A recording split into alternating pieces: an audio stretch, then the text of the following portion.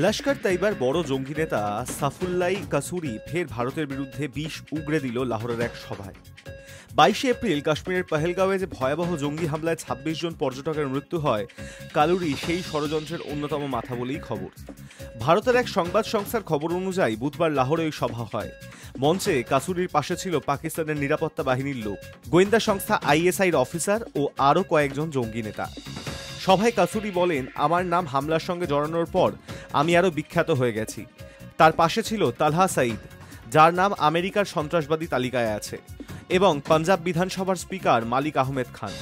কাসুরি পাকিস্তানের বুনিয়াস আলমারুস নামে সামরিক অভিযানের প্রশংসা করে বলেন, আল্লাহ তাদের ভালোবাসেন যারা জিহাদ করে।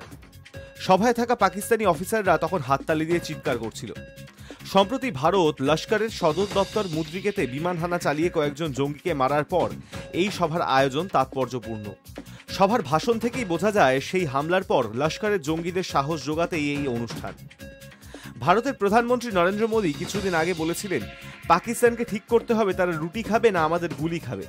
সেই মন্তব্যের উত্তর দিতেই কাসুরি বলেন, মোদী ভাবে আমরা গুলির ভয়ে ভয়ে থাকি, এটা ওর ভুল।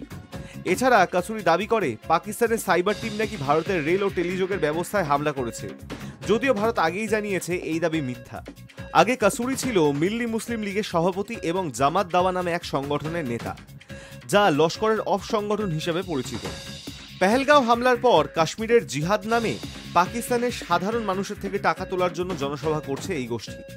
এই সভা আবারও দেখিয়ে দিল পাকিস্তানের সেনা ও গোয়েন্দা সংস্থা কিভাবে প্রকাশ্যে জঙ্গিদের পাশে দাঁড়ায়। ভারতের বিরুদ্ধে হুমকি দিয়ে পাকিস্তানের মাটিতে যারা প্রকাশ্যে ঘুরে বেড়াচ্ছে, তাদের নিয়ে আন্তর্জাতিক মহলেও উদ্বেগ বাড়ছে। Hi News network.